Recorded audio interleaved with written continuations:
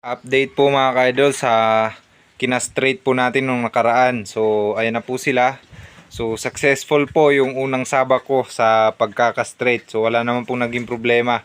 So ngayon po mga ka-idol ay magkakapon uli tayo. Dahil dito po, yan yung maliit na yan ay hindi po yan nakapon dahil napilay po siya. So ngayon yan gumaling na po yan at isasabay po natin dito sa kabila. Magkakapon din po tayo dito. Ayan, ang ganda ng mga katawan.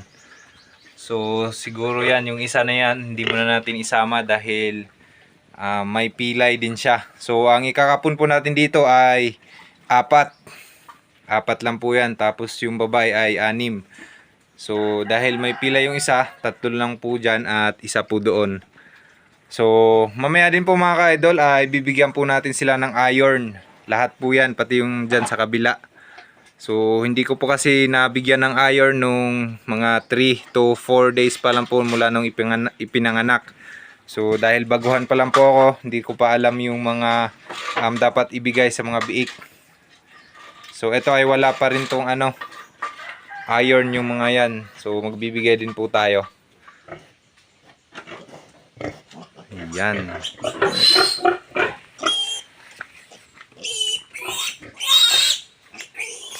Yan mga ka-idol, si Justin po yung assistant natin ngayon at si Gummy Bear. So disclaimer lang po mga ka-idol, hindi po ko expert sa ganitong larangan ng pagkakapon. So ito pong pagkakapon mga ka-idol ay pangalawang beses ko pa lang po. So yan, ito yung unang step. Punasan natin ng may alcohol yung kanyang balat para matanggal yung mga bacteria. And then umpisahan na natin ipidpid. Ito hindi kahod yan. Ano sa may pabor nimo? Ingat to. Kan hindi kahod yan. So ang ginagawa ko po mga ka-idol ay isa lang po yung sugat na ginagawa ko dun sa may gitna po nung dalawang egg niya. Doon ko po sinusugatan. So let's go.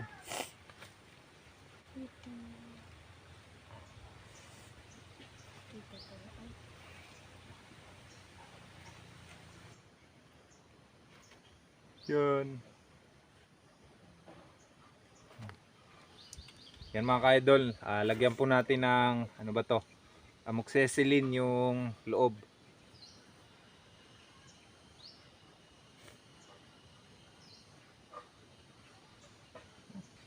Yung iba po ay hindi na po nila tinatahi. Sa akin naman po ay tinatahi ko dahil itong biik na to ay 3 weeks na po siya. So yung sugat po ay medyo malaki dahil po yung kanilang eklog ay medyo malaki na po.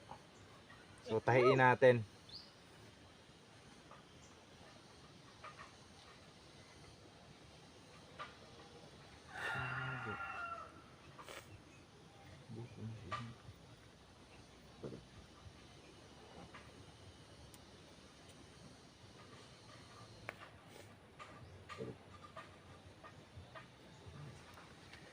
So ito po yung ibibigay nating iron mga ka-idol. Yan, meron po yung iron Dictran. So yan, Bidixin yung pangalan po nito. Bidixin po. So ibibigay natin dito ay 1 ml. Yan.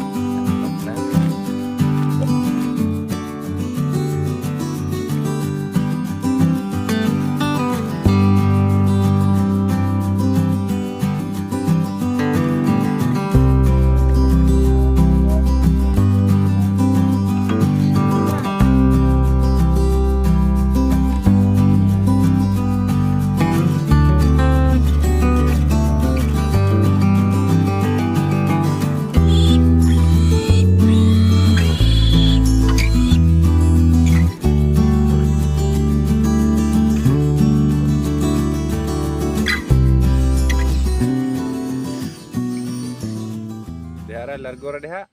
So ayun po mga ka-idol, tapos na po tayong magka-straight. So ngayon naman po ay bibigyan natin ng iron yung mga babae doon. So let's go.